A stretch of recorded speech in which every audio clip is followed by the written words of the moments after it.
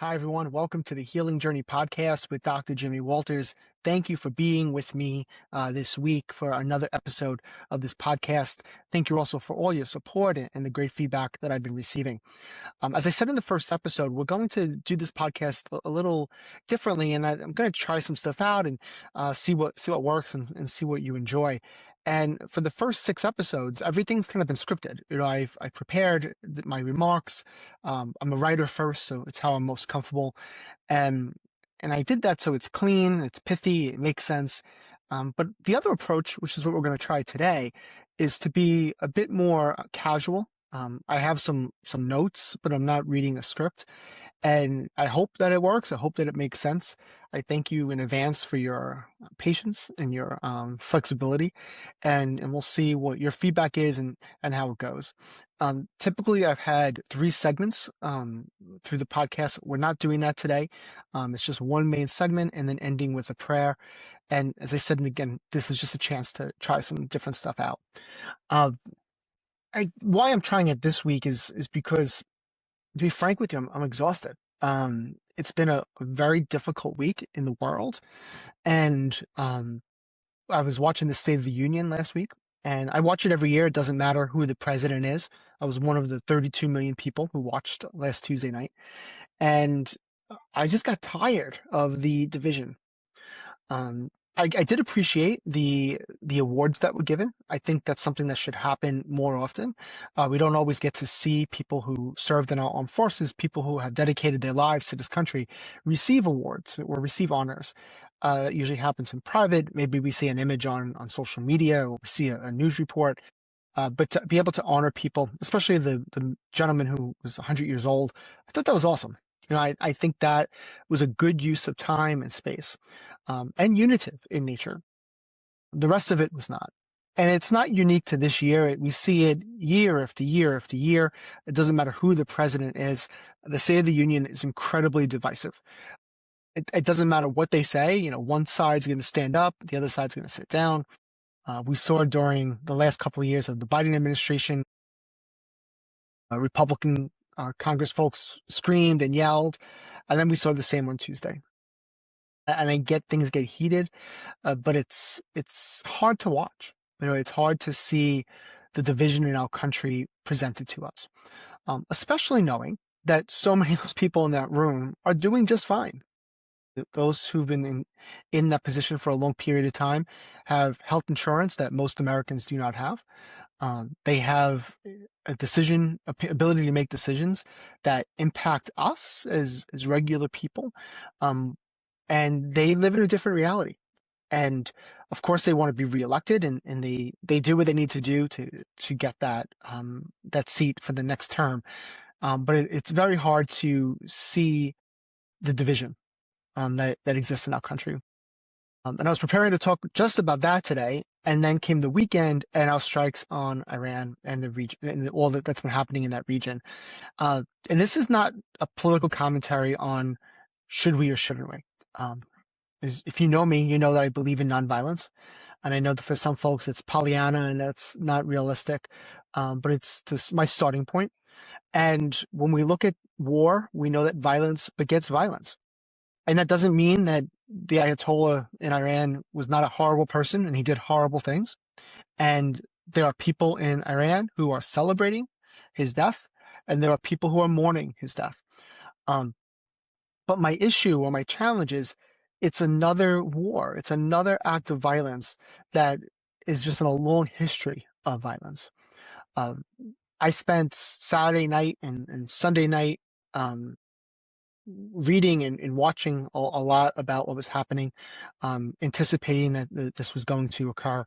On Sunday night, I watched a little bit of Fox News. I watched a little bit of CNN, a little bit of MSNBC, and a little bit of BBC.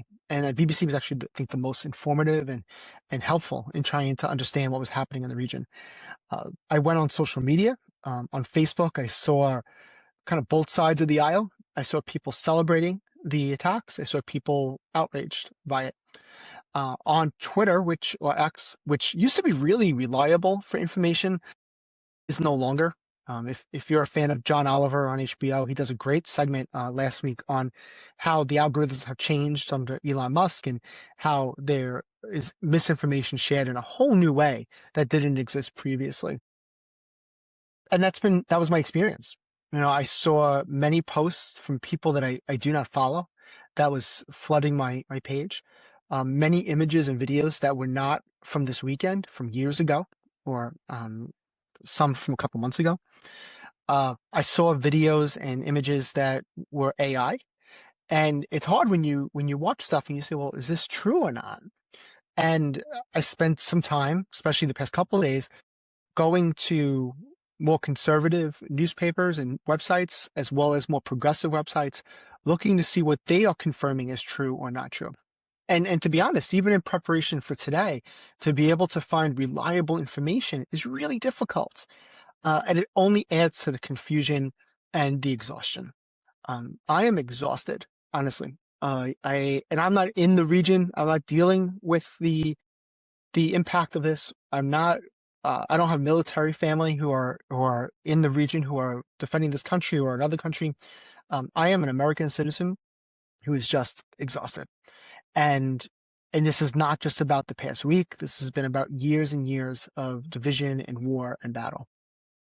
When I look back at my life, I will obviously look at September 11th, 2001 as a pivotal moment, as will many people who've lived through this time. And for those who are younger in this audience, you probably understand it the way I understood Pearl Harbor. You can appreciate the tragedy, you can appreciate the violence and the loss. But unless you experienced it, unless you knew people who lost loved ones or you knew people who died, and what those days were, it's really difficult. And I was one of those Americans after 9/11 who was ready to sign up for war. Like I was hurt. I was violated. We could see the towers from my neighborhood. We used to go to the top of the roof of the school that I grew up in, and you could see the towers. And we went there after 9/11. And you could see the smoke. And years after, we saw the lights that were projected on in that area in the ground zero. And I can remember a week after 9/11, we had a prayer service in our church, and they were playing the Battle Hymn of the Republic, and I was like, sign me up. No, I didn't do that, but a lot of people did. A lot of people went into signed up for the military, enlisted, and served in the Middle East as the war on terror occurred, and for the next 20 years. So I understand the anger. I understand what that feels like. And I can remember an experience in 2004. I was a senior at college at St. John's University, and I took a theology course that was required, but it was on marriage and family. And the professor began the class not talking about marriage or family. He talked about the U.S. War in Iraq, which occurred 2 years after September 11th. First, it was Afghanistan, and then it was Iraq. And he talked about being in Ireland that summer prior, and apologizing on the behalf of America for what we were doing in the region and the amount of civilians who died. And I can remember quite vividly the anger that I felt sitting there, being like, how could you say that? We just lost thousands of people. We had planes flying into our buildings. How can you sit there and stand here and say that you're apologizing? And I appreciated it years later how and why he said that, because of the amount of civilians who were killed, and then the regimes that were taken out, and the violence that followed. And we can look at it from 20 years later and question and get some answers. Was that successful? Was that what we should have done? And again, this is accurate information. From the year 2001 to 2021, 400,000 civilians died. Millions of people in the military died, or who were forced to fight, or whatever their choices were. But in the Middle East, in that region, from the war on terror, from 2001 to 2021, 400,000 civilians died.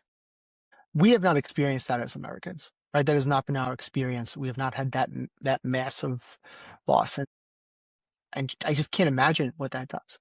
But you understand that why violence then begets violence. You understand where there are people who 20 years ago, saw their families get killed. They saw their loved ones get killed. They saw that their worlds were destroyed by bombs and military action, and how they then have feelings of anger and want to commit violence against the U.S. and the other countries who were part of that.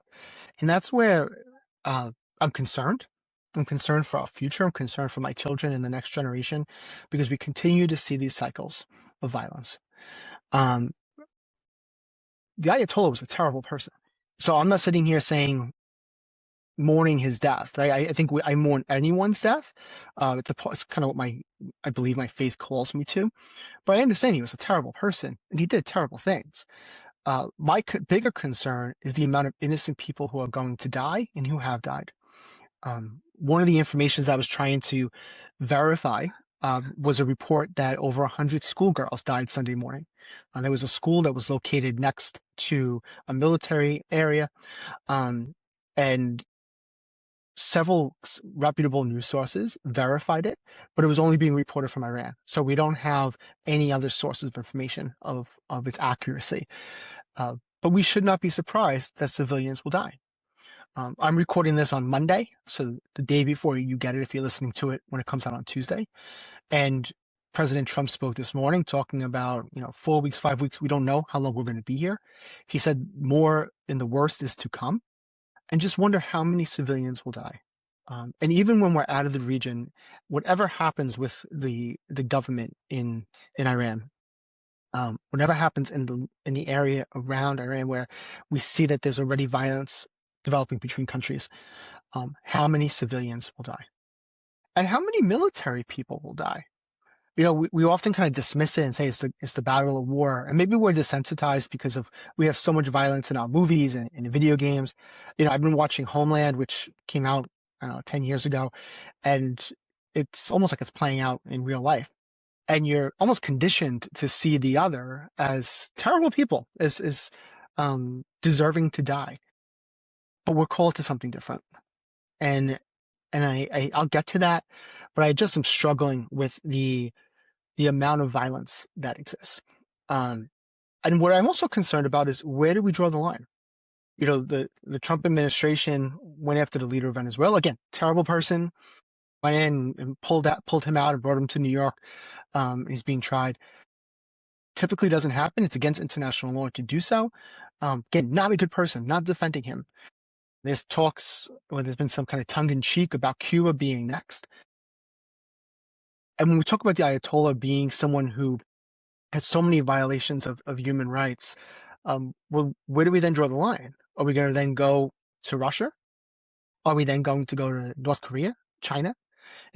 Does it matter how much human rights there are? Or obviously there are other things that impact this. There are other political alliances. There are other factors.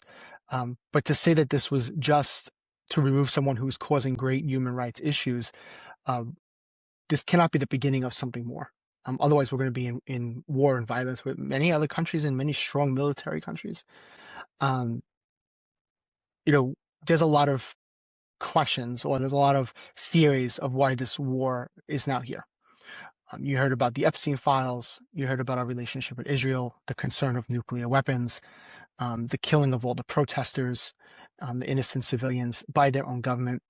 And there are much smarter people who can talk about it and who can wrestle with it. And I think time will hopefully tell as we understand more. But at this moment, right now, I am exhausted. I am concerned. And I know many Americans feel the same way. There is this level of fatigue. It feels like every day there's something else. But this takes it to a whole different level. This is a whole new level of war and violence that is deeply concerning. So where do we go from here? Obviously, you and I, as American citizens, or if you're listening in another part of the world, we don't have much of a say in terms of what's going to happen next. We don't have much of a say of, are we going to see our armed forces in action, and we have no say of how long, especially in Iran, how long this is going to go on, and then what's going to happen afterwards. if there's an overthrow of a government, what's going to happen to innocent people, what's going to happen in the region. But what is in our control? And I want to reference three different directions, and they all come from a place of unity and of nonviolence. The first is most recently, and it's Pope Leo, who spoke at a Sunday when he in the Vatican, St. Peter's Square, when he prayed the Angelus. This is what he said: "Stability and peace are not achieved through mutual threats, nor through the use of weapons, which sow destruction, suffering, and death, but only through reasonable, sincere, and responsible dialogue." The U.S. was trying to do dialogue, from what we understand, with Iran. The talks were not going anywhere. Iran says that they were close. They were making progress. Meetings were happening in Geneva, a neutral place, a place of freedom, a place of peace. We don't know. We don't know where that went, and we'll hear different versions in different stories. But dialogue is the way. And when we talk about trying to have peace, violence is not a way to peace, especially in the Middle East. We have seen time and time again, it does not happen that way. So Pope Leo, who is the head of the Catholic Church, but also a spiritual leader that's recognized by many people who they respect, we can't ignore this one and then praise his other messages. I think we have to pay attention to this. We have to pay attention to our religious and spiritual leaders who are offering us a different way, especially during these times. I seek that wisdom. I'm challenged by that. I'm challenged in my own thoughts, and I just find hope in this direction. The second is Pax Christi. It's a Catholic group that focuses on nonviolence. And I'll be the first to admit, when I learned about Pax Christi, 20 years ago, I kind of laughed at them in my thought of who they are and what they do. Believing nonviolence is great in theory, but it lived out in reality, it's difficult. Like, I think if I was running for president of the United States, if I was on a nonviolent ticket, I would never get elected, because there is a sense of security and protection, and at least in our country, where violence is sometimes necessary to show power and to remove people who are a threat. But Pax Christi is trying to show a different way. And they released a statement this morning, or maybe it was yesterday, about the attacks in Iran. And they referenced John's gospel, when Jesus told Peter to put down his sword. And if you remember, that's when Jesus was being arrested.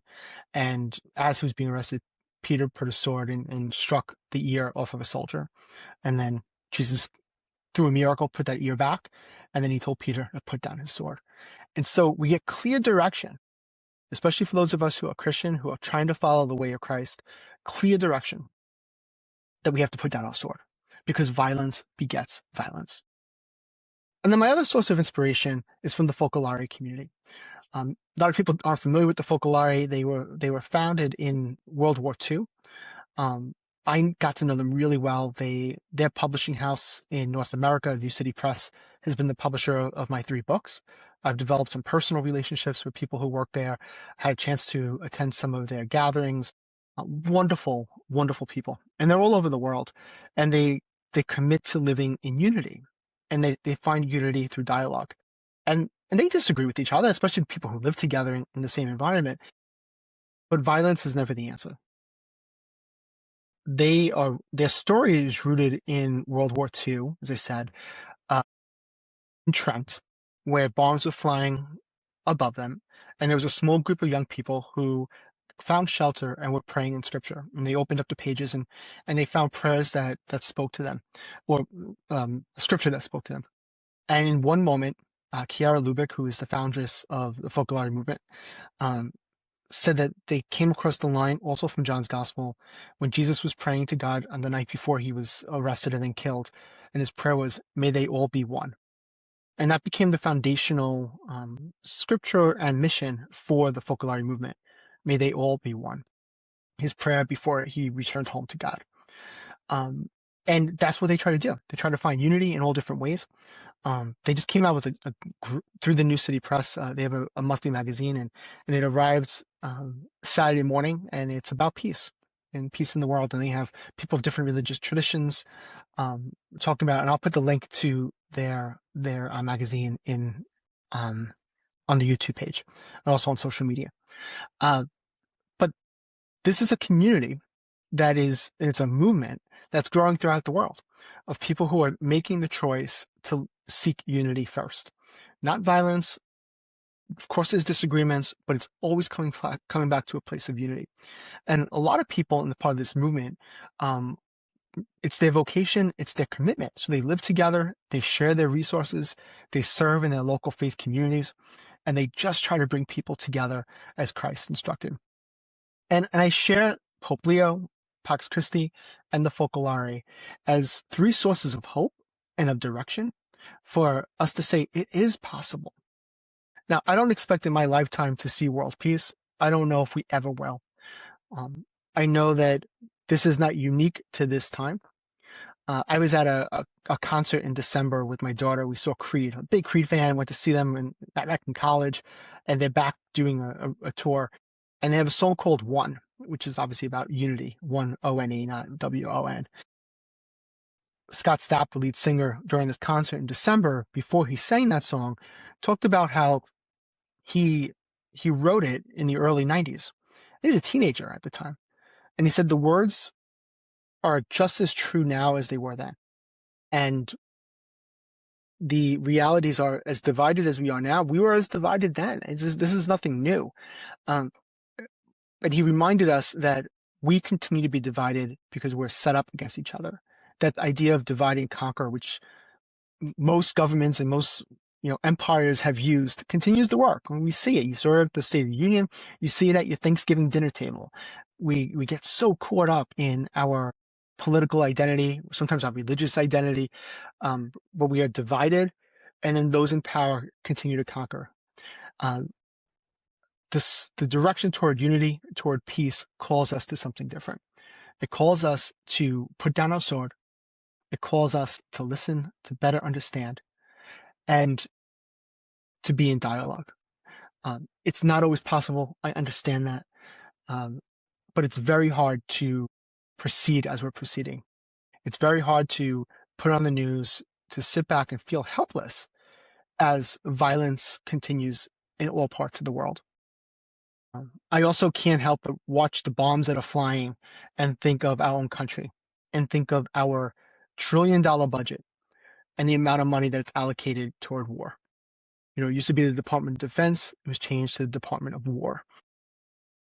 And you just wonder if even if a small percentage of that money was used to help our education system, to help people who do not have homes and are living on the street, to help our senior citizens who cannot afford their medical care, who are choosing to spreading out their pills, taking a couple pills over the course of a week instead of every day, so it can last longer. And we can name all these different areas of injustice and ways that money could be better spent. But as I watched those bombs, of course, I thought of the people who were going to suffer and die. I thought about our own American armed forces who are in harm's way. But I also thought about where our priorities are and where our money is being spent and how that money could be used. Some of that money could be used to improve our realities here in the United States and also in other parts of the world. I've written about it and talked about the cut to USAID last year by the Trump administration, the cut to research, someone who's struggling and dealing with cancer, the amount of cancer research that's been cut. It's troubling, and you just wonder where that money can be reallocated.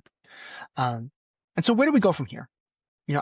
I hope listening to this, you relate on some level to the exhaustion, to the frustration.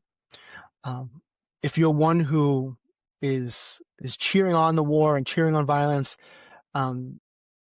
I understand that kind of where you're coming from. I get the concern of it wasn't like Iran was this wonderful, peaceful place. I just challenge you to think of, is that the best way?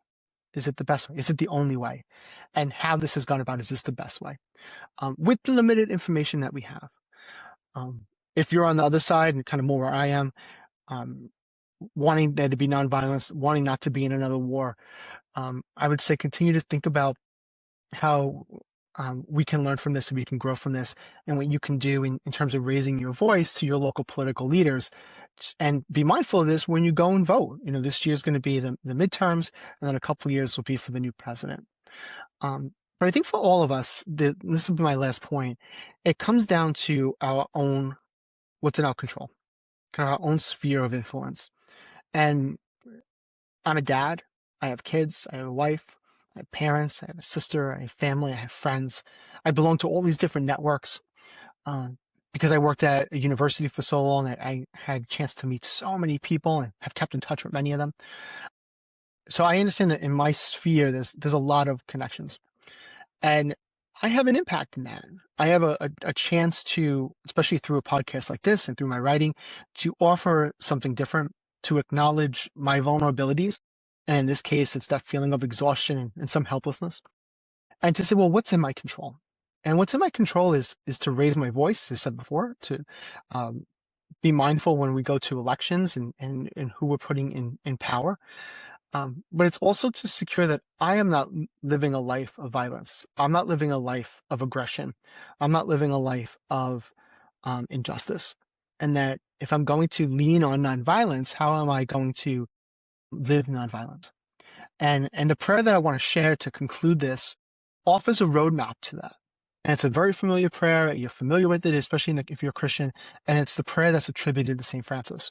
And it came out during World War I. He didn't say these words in this order. It's not a prayer or a song, which we have other things that have been captured that he did say, especially his brother, son, sister moon.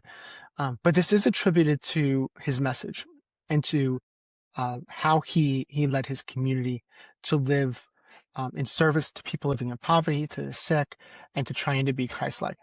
And so I pray that this prayer, and I'll read it and pray it along with me, is a roadmap for us in our sphere of influence, how we live, and how we can try to be people who are living a life of peace. So I invite you to either listen or to pray along with me. Lord, make me an instrument of your peace. Where there is hatred, let me sow love. Where there is injury, pardon. Where there is doubt, faith. Where there is darkness, light. And where there is sadness, joy. O Divine Master, grant that I may not so much seek to be consoled as to console, to be understood as to understand, to be loved as to love. For it is in giving that we receive, it is in pardoning that we are pardoned, and it is in dying that we are born to eternal life. As this episode comes to a close, I thank you for joining me on the healing journey. May you be blessed with health, love, and peace until we meet again.